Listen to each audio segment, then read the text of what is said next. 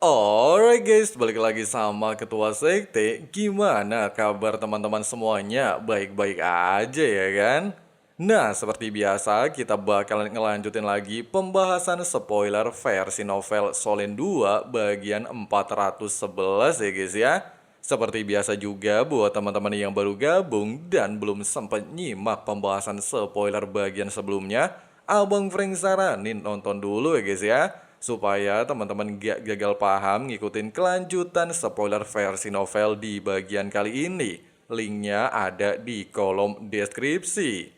Oke lah guys, nggak usah kelamaan lagi di awal video, langsung aja kita terobos versi novelnya ya guys ya.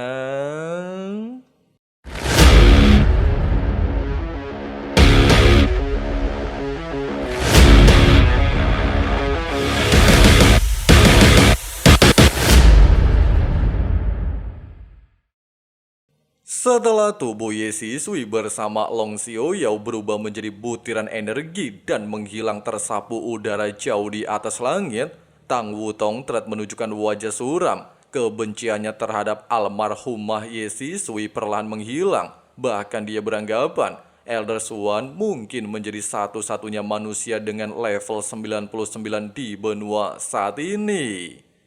Angin malam berhembus lembut ketika Huo Yuhao dan Tang Wutong berdiri berdampingan, memandang jauh ke cakrawala yang dipenuhi cahaya bintang. Senyum tenang muncul di wajah Yuhao, keyakinan terpancar dari sorot matanya. Perjalanan mereka belum berakhir, dan puncak kekuatan masih menanti untuk dicapai. Keduanya menyadari jalan menuju limit Doulo tidak akan mudah, namun mereka juga sama-sama sadar tidak ada yang mustahil selama mereka berdiri berdampingan. Keadaan Tang Wutong jauh lebih stabil dibandingkan sebelumnya. Ledakan dahsyat yang telah menghabisi Ye Sisui tidak hanya menghapus seluruh kekuatan roh jahat, tetapi juga membawa berkat tersembunyi. Kekuatan radian ponik yang dipenuhi unsur cahaya menyatu sempurna dalam tubuh Tang Wutong. Reaksi itu membuat proses fusi berlangsung jauh lebih mulus daripada yang bisa dibayangkan siapapun. Inti jiwa ketiganya kini telah terbentuk sepenuhnya, dan di dalamnya tersimpan elemen cahaya murni yang bisa dengan mudah dia kendalikan. Namun perubahan besar itu tidak datang tanpa harga. Fusi Haudong, kekuatan gabungan unik yang dulu menjadi simbol persatuan mereka, tidak lagi dapat dilepaskan seperti sebelumnya. Rasa kehilangan itu sempat membuat hati Tang Wutong tergores, tapi keyakinan Huo Yuhao tak pernah goyah. Dia percaya bahwa meskipun jalur lama telah tertutup, jalan baru yang jauh lebih kuat sedang terbuka di hadapan mereka. Kali ini, dengan Ye Sisui dan Long Xiaoyao telah tiada, hanya satu nama yang masih berdiri di pihak musuh. Dia tidak lain adalah Zhong Liwu, di mana sebelumnya Huo Yuhao telah berhasil mengalahkan Zhong Liwu sebelum mencapai level Dolo Transcendent. Sekarang ketika kekuatannya sudah meningkat pesat, Sekte Roh Suci bukan lagi ancaman, tetapi sebuah tujuan untuk dihancurkan. Api semangat menyala dalam diri Tang Wutong. Dengan kekuatan level 98 mengalir di tubuh mereka, pertempuran yang menanti bukan sekedar misi, tapi panggung untuk menguji batas potensi mereka. Tidak ada tempat yang lebih tepat untuk membuktikan kekuatan baru selain di jantung musuh yang telah mengancam dunia selama bertahun-tahun. Tanpa ragu sedikit pun, mereka melompat ke udara. Tangan mereka saling menggenggam erat, bukan lagi menggunakan kekuatan Haudong, melainkan sebagai simbol tekad dan ikatan yang tak bisa dipatahkan. Kekuatan jiwa mereka meledak keluar, menembus angin dan mengoyak langit malam. Dua ledakan sonik bergemuruh, menggema seperti suara perang yang baru dimulai. Dalam sekejap mata, sosok mereka lenyap dari pandangan, berubah menjadi dua garis cahaya yang melesat menuju markas Sekte Roh Suci. Sementara itu di kota Radian Kekaisaran Rio, Juzi melaporkan bahwa semua pasukan sudah dikerahkan untuk mencari markas utama Sekte Roh Suci, tetapi sampai sekarang belum mendapatkan hasil apapun. Lokasi Sekte Roh Suci sangat tersembunyi, dan informasi yang ada hanya menunjukkan arah besar tanpa posisi yang jelas. Oleh sebab itu, Pasukan terus dikerahkan untuk menyisir semua wilayah. Ucapan barusan seketika membuat Sutianran merasa gelisah. Dia belum yakin apakah Ye Sisui dan Long Xiaoyao benar-benar sudah mati. Jika ternyata mereka masih hidup dan kembali melakukan penyerangan, Kekaisaran Ryu pastilah mengalami bencana besar. Situasi seperti ini membuat Sutianran sadar bahwa kekuatan limit Dolo sangat luar biasa. Dia menyesal pernah meremehkan para Master Roh dan baru mengerti mengapa Akademi Shrek bisa bertahan kuat begitu lama. Dia juga menyesal karena cederanya membuatnya kehilangan kesempatan untuk menjadi limit Dolo. Selain itu juga, jika Ye Sisui dan Long Xiaoyao telah tewas, maka hanya Elder Swan yang tersisa sebagai limit Dolo di dunia, membuat Sutianran sangat berharap Kekaisaran Ryu juga mampu menghasilkan seorang limit Dolo. Juzi mencoba menenangkan Sutianran dan meyakinkannya bahwa suatu saat mereka akan mencapai kekuatan tersebut, terutama jika mereka berhasil menguasai seluruh benua. Setelah merasa lebih tenang, Sutianran memberikan perintah kepada Juzi. Dia memberikan waktu 6 bulan untuk mempersiapkan serangan besar berikutnya. Tujuannya adalah menghancurkan 2 kerajaan yang masih tersisa. Permaisuri Juzi mengangguk menerima perintah tersebut. Dia juga memiliki dendam pribadi terhadap seseorang di Kekaisaran Xinglo. Dia ingin menyingkirkan musuh itu terakhir, membuatnya menderita melihat kerajaannya dihancurkan. Waduh, siapa sih yang dimaksud sama Mbak Juzi? Ada yang tahu? Tulis di kolom komentar ya guys ya. Di sisi lain, Huo Yuhao dan Tang Wutong terbang melintasi langit luas yang dipenuhi awan keperakan. Angin menghantam wajah mereka begitu keras hingga terasa seperti jarum kecil yang menusuk kulit. Namun keduanya tidak berhenti. Tubuh mereka bergerak secepat kilat, membelah langit dengan cahaya biru dan keemasan. Dari ketinggian, dunia terlihat kecil. Pegunungan hanya seperti guratan hijau, sungai memanjang seperti peta perak yang berkelok-kelok, dan kota-kota terlihat seperti titik cahaya. Meski mereka telah mencapai tingkat kekuatan yang sangat tinggi, jauh di dalam hati, Huo Yuhao merasakan tekanan berat. Dunia sedang bergerak menuju perang besar, dan setiap detik terasa begitu berharga. Bahkan udara pun seolah membawa aroma ketegangan dan ketakutan. Perjalanan mereka membawa mereka menuju hutan Evil Demon, tempat yang dikenal sebagai salah satu wilayah paling berbahaya di benua. Saat mereka mendekat, langit yang tadinya cerah mulai gelap oleh kabut hitam pekat yang menutupi area ratusan kilometer. Suara gemuruh rendah terdengar dari dalam hutan, seperti erangan raksasa yang terbangun dari tidur panjang. Pohon-pohon raksasa yang menjulang seperti tiang hitam bergetar pelan, dan aura dingin menyebar ke segala arah, membuat nafas menjadi berat. Tang Wutong merasakan energi menakutkan yang menyelimuti tempat ini. Namun di balik rasa takut, dia merasakan semangat yang membara. Dia tahu bahwa pertempuran besar sedang menunggu, dan masa depan benua tergantung pada apa yang akan mereka lakukan.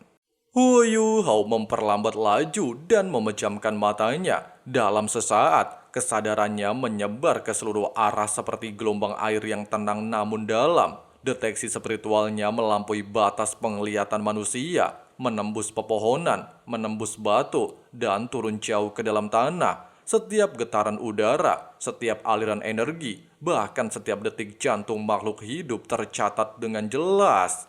Tiba-tiba, Yu Hao merasakan sesuatu yang besar, gerakan yang tidak biasa di bawah tanah, tepat di arah yang mengarah ke kota Radian.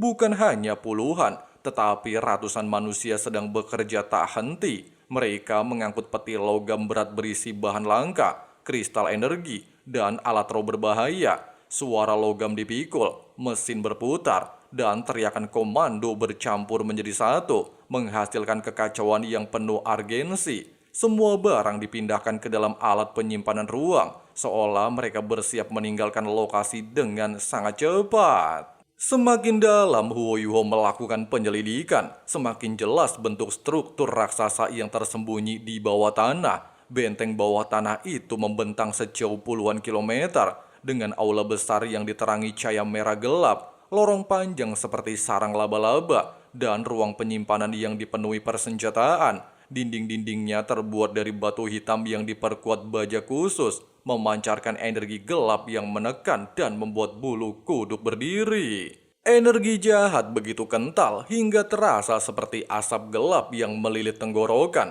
menimbulkan rasa mual dan pusing. Hu Yuhao hampir dapat merasakan rasa sakit dan jeritan yang pernah terjadi di tempat itu, bekas penderitaan tak terhitung yang tertinggal di udara. Tidak berselang lama, Hu Yuhao menemukan wajah-wajah yang sangat familiar, orang-orang yang bertanggung jawab atas banyak tragedi dalam hidupnya, pembunuh yang telah mengubah masa kecilnya menjadi dunia penuh kegelapan, pemimpin besar sekte Roh Suci Zongliwu, wakil ketua sekte Roh Suci Fengling, serta Nanggongwan yang pernah memusnahkan ribuan nyawa tanpa ragu. Dada Hu Yuhao tiba-tiba terasa sesak, gelombang emosi menghantamnya, amarah, kesedihan, dan tekad yang terbakar seperti api neraka. Tangannya mengepal begitu kuat hingga menimbulkan rasa sakit. Tang Wutong merasakan perubahan pada aura Hu Yuhao dan hatinya ikut bergetar. Dia tahu, bagi lelaki yang dia cintai, pertarungan ini bukan hanya tentang menyelamatkan dunia. Ini adalah pertarungan untuk membebaskan dirinya dari luka yang dia simpan selama bertahun-tahun. Bebannya sangat berat, namun sorot matanya tetap tajam, berkilau seperti bilah pedang yang siap menghancurkan segalanya yang menghalanginya. Kini semua rahasianya telah terungkap. Markas utama sekte Roh Suci yang selama ini tersembunyi akhirnya ditemukan. Tempat ini adalah akar dari semua bencana yang terjadi selama bertahun-tahun. Disinilah masa depan benua akan diputuskan. Apakah akan tenggelam dalam kegelapan atau bangkit kembali menuju cahaya? Hu Yuhao membuka matanya secara perlahan. Dalam tangannya tidak ada lagi keraguan, hanya ada keyakinan dingin dan tekad baja. Dia siap menghadapinya, bahkan jika harus membayar dengan darah dan nyawa. Zongliwu berdiri di tengah ruang bawah tanah raksasa yang dipenuhi cahaya redup dari kristal energi. Sorot matanya tajam dan gelap, menunjukkan kegelisahan yang sulit disembunyikan. Di sekelilingnya, ratusan anggota sekte Roh Suci bekerja terburu-buru, memindahkan peti-peti penuh logam langka, koin emas, dan berbagai bahan berharga ke alat jiwa penyimpanan ruang. Suara gesekan logam dan langkah tergesa-gesa bergema di seluruh ruangan batu raksasa.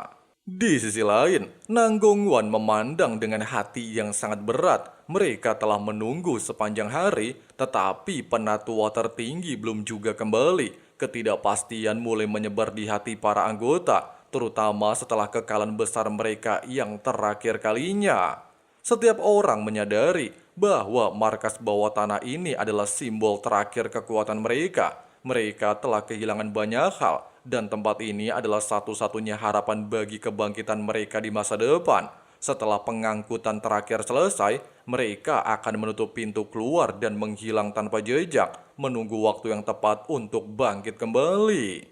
Namun ada satu masalah besar, dua tokoh terkuat mereka belum kembali. Beberapa mulai mempertanyakan apakah mereka masih hidup, tetapi tak ada yang berani mengatakannya keras-keras. Ketegangan terasa semakin kuat setiap menit berlalu.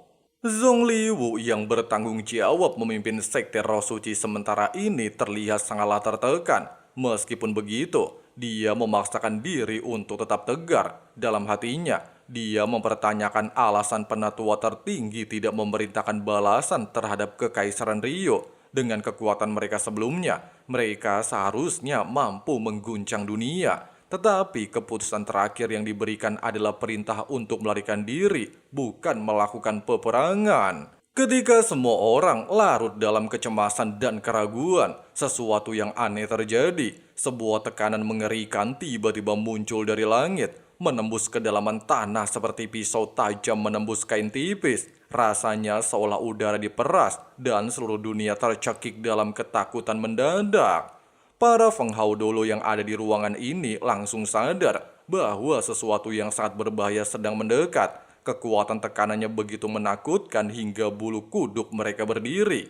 Tidak ada yang tahu dari mana asalnya, tetapi semuanya merasakan naluri paling dasar mereka berteriak adanya bahaya. Langit di atas markas mulai bergetar, bumi bergetar halus seolah ada raksasa yang berdiri di atasnya. Suasana berubah mengerikan, hawa dingin menyelimuti udara, dan cahaya meredup seperti matahari tertutup kabut hitam tebal. Semua orang mendongkak dengan ngeri, meskipun mereka tidak bisa melihat sumber tekanan tersebut. Zongliwu dengan sigap segera memerintahkan aktivasi penghalang pelindung markas. Dalam sekejap, cahaya terang menyelimuti seluruh kompleks bawah tanah, membentuk perisai pelindung kuat yang bergetar di udara. Namun sayangnya, setelah penghalang aktif, tekanan itu terus meningkat, menekan bagikan gunung besar yang hampir menembus kulit bumi. Para anggota sekte Rosuchi mulai gemetar, sebagian tidak mampu berdiri tegak, dan beberapa bahkan hampir pingsan karena ketakutan.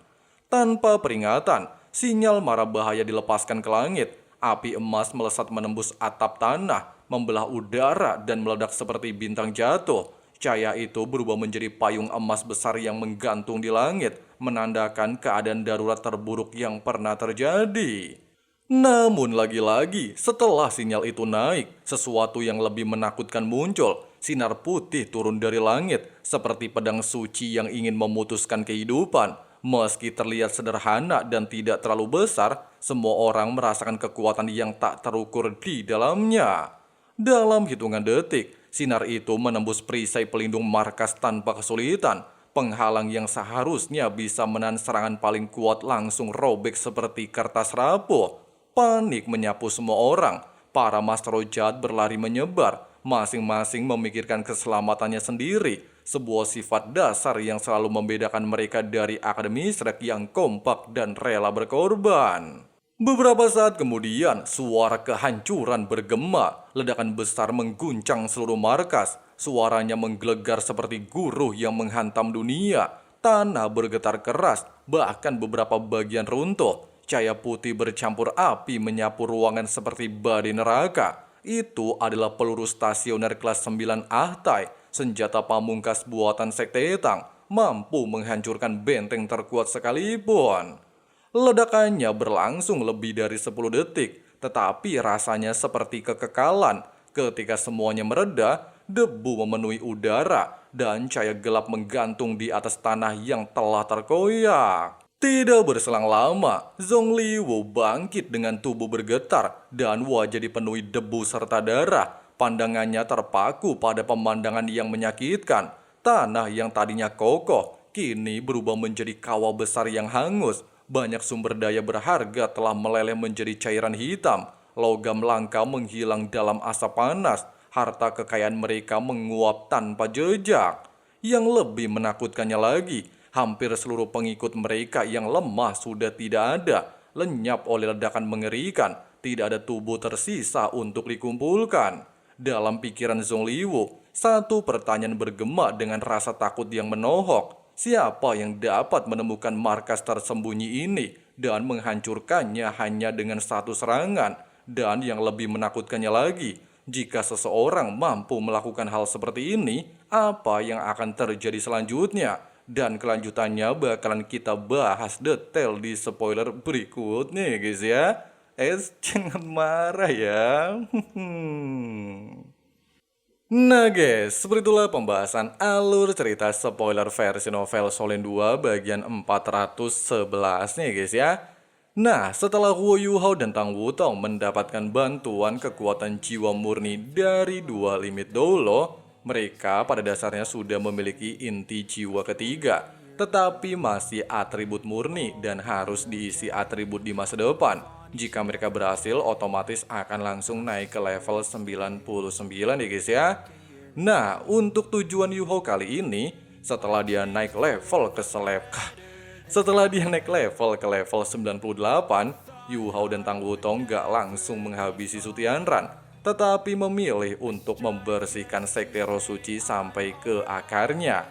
Dan tujuannya jelas adalah Zongliwu dan antek-anteknya. Di mana yang lebih membagongkan, markas utama sekte Rosuchi selama ini berada di bawah hutan iblis ya guys ya, alias salah satu tempat berbahaya yang ada di benua Dolo. dan lokasinya masih di Kerajaan Rio, tempat monster mata iblis jahat yang nantinya bakalan jadi cincin roh ke-9 mata spiritual Hoyuhao. Nah, penasaran ya kan? Jadi Abang Frank saranin langsung aja klik subrek dan nyalain notifikasinya ya guys ya, supaya teman-teman gak ketinggalan updatean spoiler sampai tamatnya. Oke lah guys, makasih banyak buat teman-teman yang udah nonton sampai habis. Di sini Abang Frank si ketua sekte undur diri dulu. See you and bye. And call all in, I'll bet on myself, you keep stalling. I hear destiny and it's calling. I'll keep my head up high through the downs and lows. And we're all going live, still nobody knows. But I'ma choose what's right and take what comes and goes. And ain't no one in life holding me back no more. I've seen a lot of change, been through a lot of pain. Some things are not the same as they were a year ago, but all will be okay. I move on each and every day. The past is where it stays, way back a year ago.